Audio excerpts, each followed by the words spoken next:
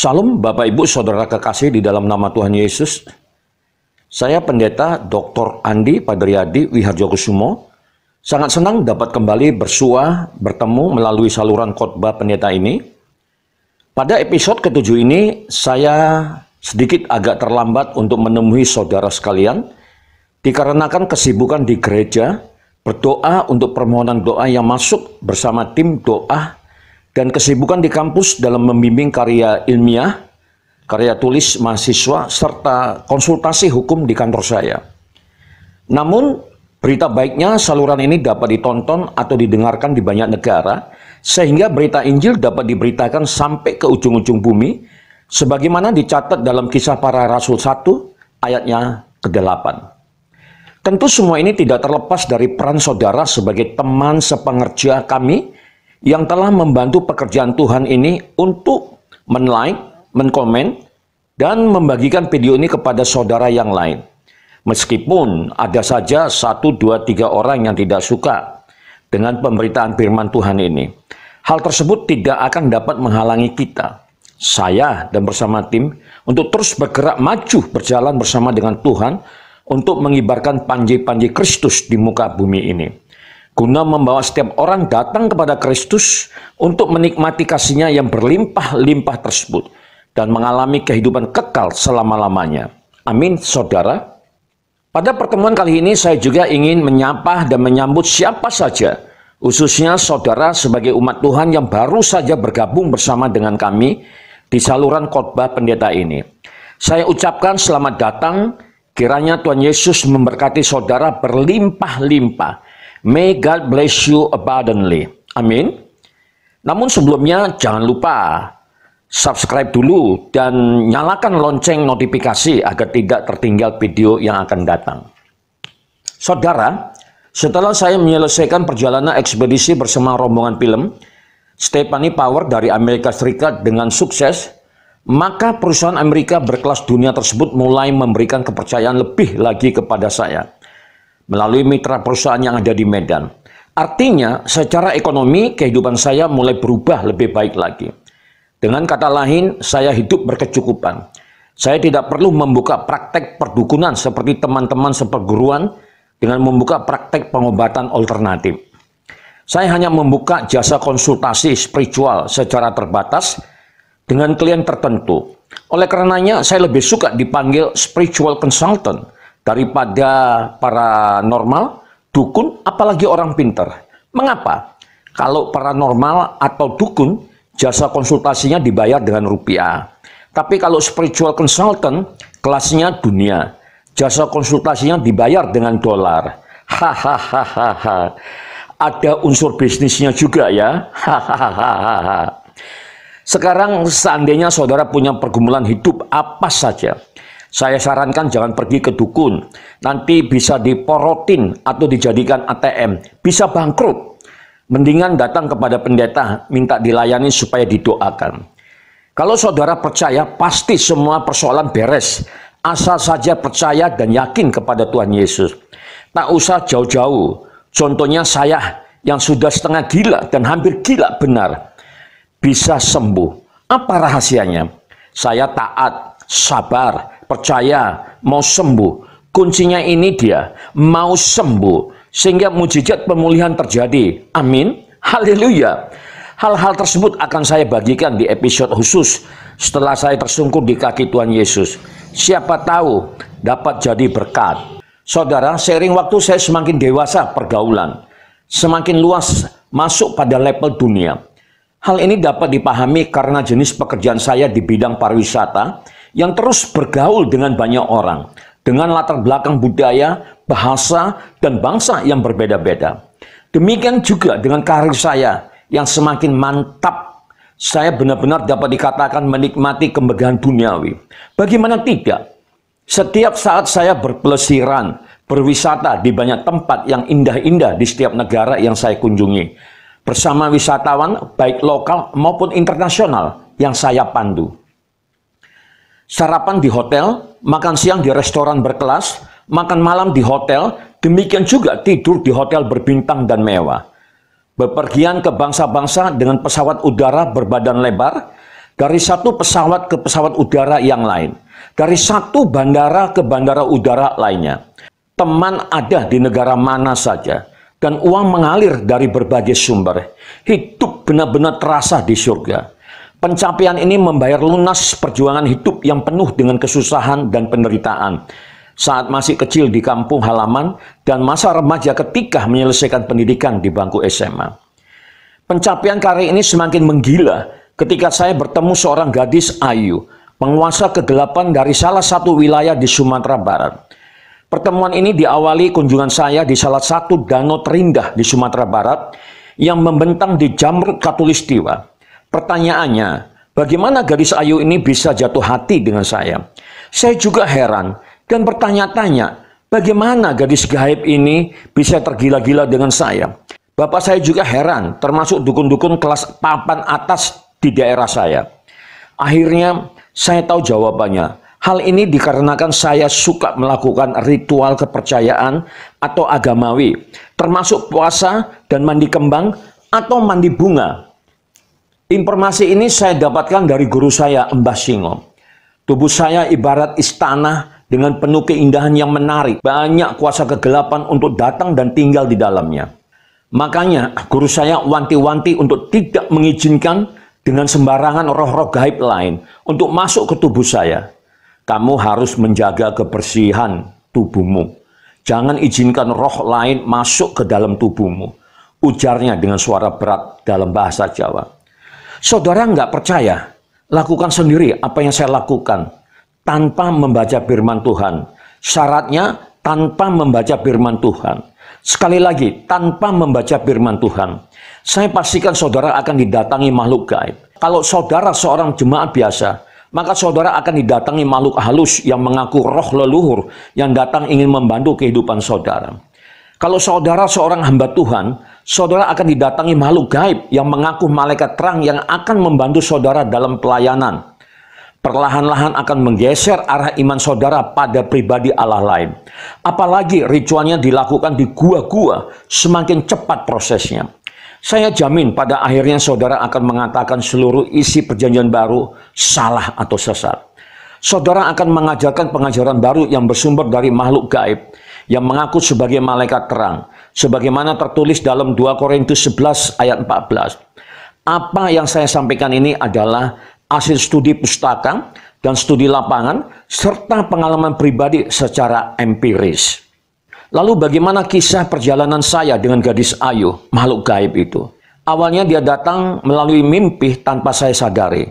Dalam mimpi saya diajak ke suatu tempat yang tidak pernah saya kunjungi. Tempat di mana dipenuhi dengan keindahan alam yang saya sukai.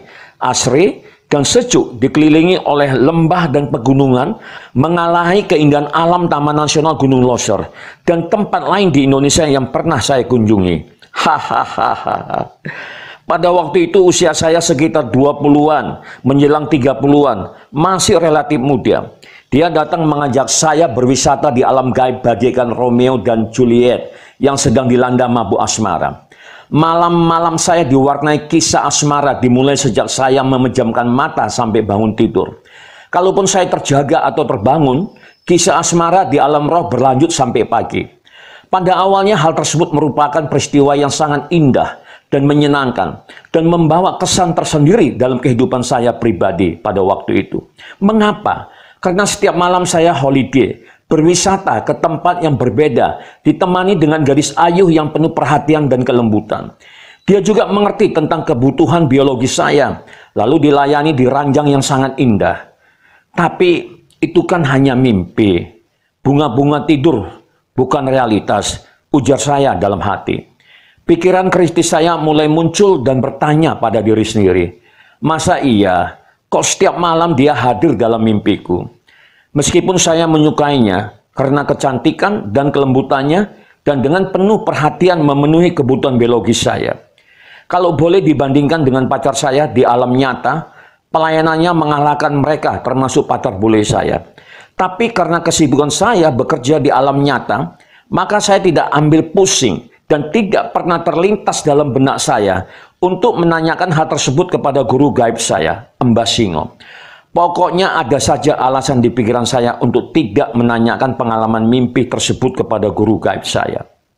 Sejalan dengan itu, saya juga sangat menyukai dan menikmati pekerjaan saya. Saya memperoleh promosi dalam pekerjaan, dipercaya untuk membawa wisatawan dari Jerman. Tamu-tamu yang dikelola oleh perusahaan Tour and Travel, yaitu perusahaan pariwisata terbesar di Jerman yang bernama Neckermann.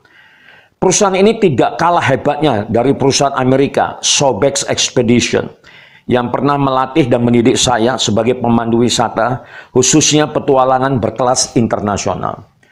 Promosi dan kepercayaan ini bermula dari keluhan salah seorang tour leader, pemimpin rombongan wisatawan dari Jerman terhadap pelayanan yang diberikan oleh mitra perusahaan di lapangan, di Medan, di mana saya bernaung. Banyak hal yang melatar belakangi masalah tersebut, dari transportasi, hotel, makanan, sampai hal-hal terkecil seperti toilet. Mereka mengatakan pelayanan tidak sesuai dengan standar atau kontrak yang telah disepakati. Keluhan tersebut sampai ke kantor pusat di Jerman. Masalah yang dihadapi oleh perusahaan di Medan membuat pimpinan saya sempoyongan.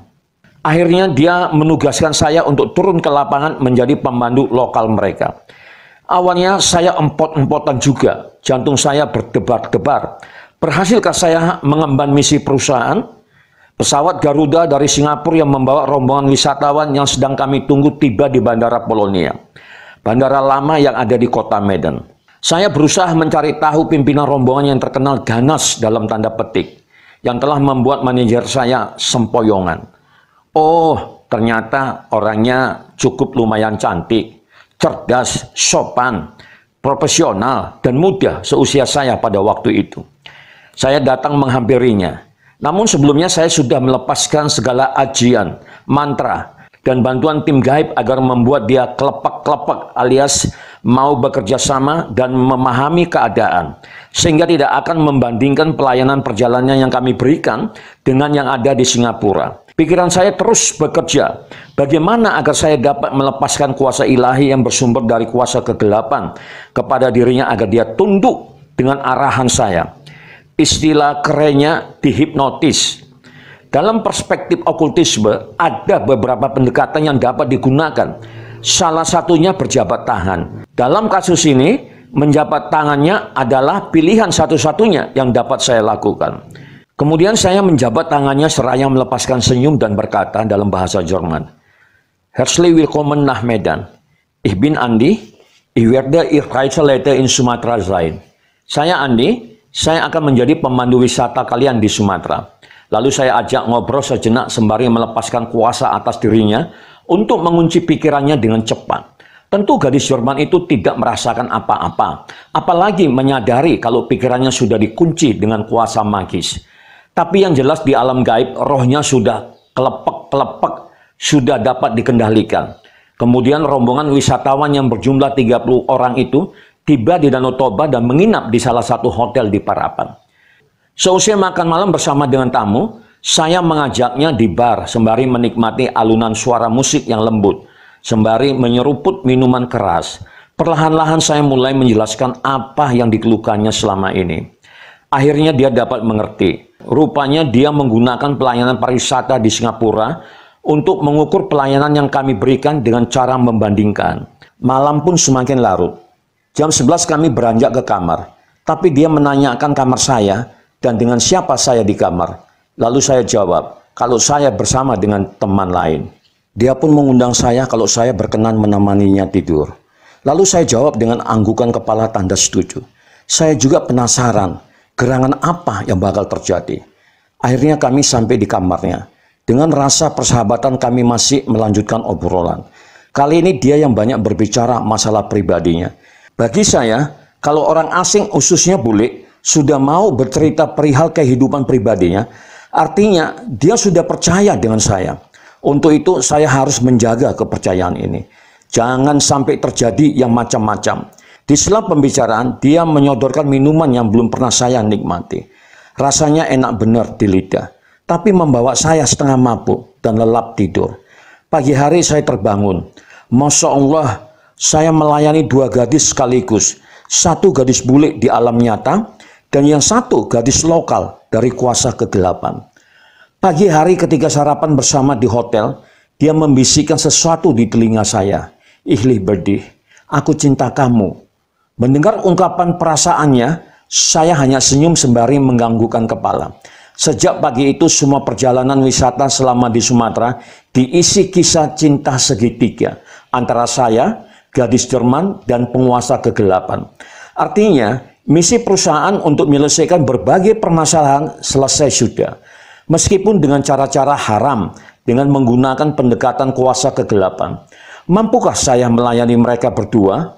Kalau saya ditanya, jelas saya mampu. Karena peristiwa tersebut ketika stamina saya berada di puncak kekuatan. Hahaha. Mana yang lebih indah dan berkesan? Jelas yang ada di alam nyata, lebih rasional. Mengapa? Gadis ayu penguasa kegelapan meminta saya untuk menikahinya dan sangat dominan alias egois. Dia memaksa saya untuk menikahinya secara gaib. Permintaannya terjadi setelah gadis Jerman itu meminta saya pindah ke Jerman dan menikah dengan dia. Keributan terjadi antara saya dengan gadis penguasa kegelapan. Dia bersikeras agar saya menikahinya secara gaib. Semua guru saya, Mbah Singo, Mbah Dipo, dan bapak saya turun tangan untuk mendamaikannya. Saya gantian mulai marah. Padahal saya selama ini tidak pernah marah dengannya. Walaupun komunikasinya banyak terjadi di alam gaib. Apa yang membuat saya marah? Karena dia berani-beraninya mulai mengatur dan mengancam saya untuk memutuskan hubungan saya dengan gadis Jerman tersebut. Maklum, pada waktu itu usia saya masih relatif muda. Sebagaimana saya sampaikan di awal. Saudara, ternyata kalau berbicara mengenai asmara, cinta, kekuatannya dapat menembus dimensi alam gaib. Buktinya pacar gaib saya itu ingin menguasai diri saya, tidak mau diduakan alias dimadu. Dia lupa kalau saya manusia, bukan spiritual being, makhluk roh. Saya berupaya untuk menjelaskan hal ini kepadanya. Kalau saya butuh seorang istri manusia yang dapat diajak bicara, memasak, membuat kopi, dan lain-lain. Bukan hanya urusan seks saja, hawa nafsu. Saya ingin punya keluarga manusia, punya istri dan anak. Lalu saya tantang dia untuk menjelma jadi manusia sekarang. Kalau bisa, saya nikahi kamu. Ujar saya pada waktu itu kepadanya. Lalu dia katakan, enggak bisa. Akhirnya dia mengalah dan mengizinkan saya boleh menikah dengan manusia.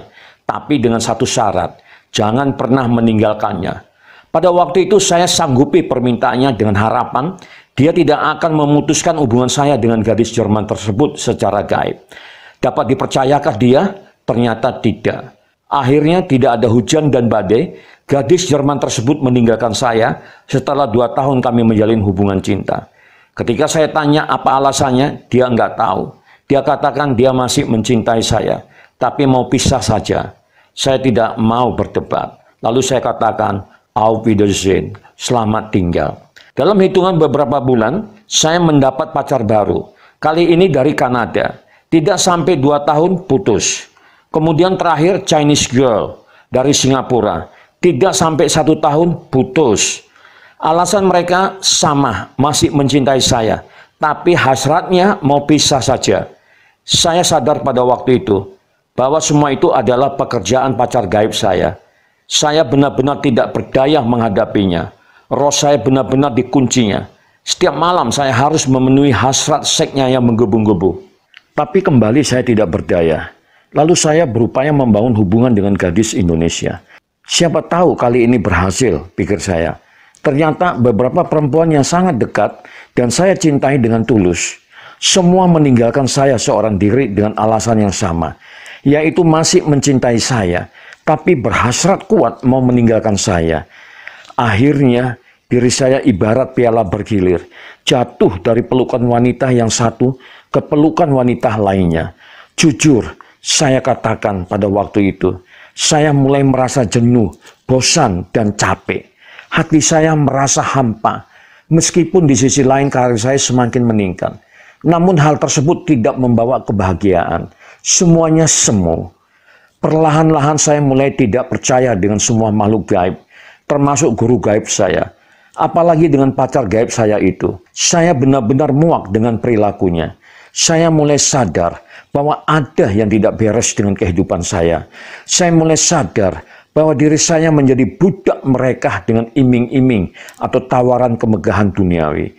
Saya berharap suatu hari ada pribadi yang dapat membantu saya keluar dari lingkaran setan ini. Ternyata cahaya ilahi bersumber dari kerajaan surga sama-sama mulai menerangi hati saya. Meskipun prosesnya diawali dengan peperangan sengit melalui perang santet, di mana saya bertemu dengan gadis Kristen, seorang hamba Tuhan yang akhirnya menjadi pacar baru saya. Persoalan yang sama terjadi juga. Tidak sampai 1 tahun, dia mengatakan goodbye, selamat tinggal kepada saya. Kembali saya gagal dengan alasan yang sama. Masih suka dengan saya, tapi berhasrat mau pisah. Pada waktu itu saya semakin jenuh dengan kehidupan ini. Hidupku terus gagal kaitannya dengan pencarian teman hidup yang sejati. Hari lepas hari, hidup saya hanya menghitung hari dan berharap suatu saat akan ada mujizat. Iya, mujizat. Tapi dari mana? Saya tidak tahu. Namun, kisah putusnya hubungan percintaan saya dengan gadis Kristen ini membuat saya tersinggung berat dan luka hati. Hal ini sangat berbeda dengan wanita-wanita lain sebelumnya, di mana saya dapat menerima dengan tulus dan merupakan takdir saya. Paling tidak seperti itulah saya berpikir pada waktu itu. Tapi terhadap gadis Kristen ini berbeda sekali. Saya menjadi sangat tersinggung dan murka. Sehingga saya harus memerintah Mbah Singo dan Mbah Dipo, serta ribuan pasukan gaib untuk menyerang dan membunuhnya. Tak pelak, pentempelan gaib pun pecah di alam roh. Binasakah gadis Kristen tersebut? Lalu bagaimana kisah petualangan saya dengan pacar gaib saya? Apakah ini akhir dari cerita panjang asmara haram yang mengikat kehidupan saya dengan iming-iming kemewahan duniawi selama bertahun-tahun? Lalu bagaimana saya tersungkur di kaki Yesus? Pertanyaan-pertanyaan tersebut akan saya jawab di episode ke-8. Ikuti terus khotbah kesaksian ini, karena alur cerita menuju klimaks dan semakin seru dan menegangkan. Saudara, berikut hal-hal yang perlu kita renungkan dari khotbah kesaksian yang baru saya sampaikan. 1. Pastikan setiap pagi, sebelum melakukan berbagai kegiatan, saudara menerima kuasa darah Yesus Kristus melalui doa untuk melindungi berbagai serangan dari kuasa kegelapan. Masih ingatkan bagaimana saya melepaskan kuasa santet atau hipnotis kepada gadis Jerman itu melalui berjabat tangan atau bersalaman? Wahyu 12 ayat 11. Kedua, jangan percaya kepada janji-janji kuasa kegelapan melalui dukun, paranormal, atau orang pintar dalam tanda petik yang kuasanya bersumber dari iblis, sebab ia adalah pendusta dan bapak dari segala dusta. Yohanes 8 ayat 44. Ketiga, bila saudara sulit untuk mendapatkan pasangan hidup, silakan datang ke pendeta untuk dilayani pelepasan. Siapa tahu ada roh jahat yang suka dengan saudara, sehingga dia menghalangi calon pendamping hidup saudara untuk menikah. Ingat kan pacar gaib saya yang menghalangi saya untuk menikah dengan gadis lain? Keempat, saya sarankan agar saudara menonton video seri pelayanan pelepasan yang saya lakukan untuk mengetahui bagaimana kuasa Allah bekerja kepada hambanya dalam mengusir roh-roh jahat yang merasuki diri seseorang. Link dapat diklik di kolom deskripsi video ini. Kelima, bagi saudara yang memiliki pergumulan hidup dan minta didoakan, silakan hubungi kami di WA yang ada di kolom deskripsi. Mari kita berdoa. Tak henti-hentinya kami mengucap syukur ya Tuhan, karena kebaikan-kebaikan yang Kau limpahkan atas kami. Kami mengucap syukur hari ini Tuhan masih memperkenankan kami untuk kami boleh dengar-dengaran dengan suara Tuhan. Bebaskan kami dari setiap ikatan kuasa kegelapan ya Allah. Hamba-Mu berdoa secara khusus Tuhan, buat para pendengar, buat sahabat-sahabat Hamba-Mu, dimanapun mereka berada, Bapa. Jika hari-hari ini mereka ada yang terikat oleh kuasa kegelapan, kami patahkan, putuskan, hancurkan di dalam nama Tuhan Yesus. Bebas, bebas oleh karena kuasa darah Yesus. Di dalam nama Tuhan Yesus. Demikian juga hamba-Mu berdoa buat saudara-saudara kami Tuhan, buat hamba-hamba-Mu, anak-anak-Mu yang sedang menonton atau mendengarkan video ini, jika mereka merasa sakit, mengalami sakit penyakit, ya Allah, oh biarlah kiranya kuasa bilu-bilu-Mu mengalir atas mereka di dalam nama Tuhan Yesus. Sakit penyakit kami patahkan, hancurkan di dalam nama Tuhan Yesus. Sembuh, sembuh di dalam nama Tuhan Yesus. Terima kasih Bapak. Di dalam nama Tuhan Yesus, kami telah berdoa dan mengucap syukur. Haleluya. Amin. Shalom saudara, dari Medan saya mengucapkan salam sejahtera, sukses selalu, God bless you.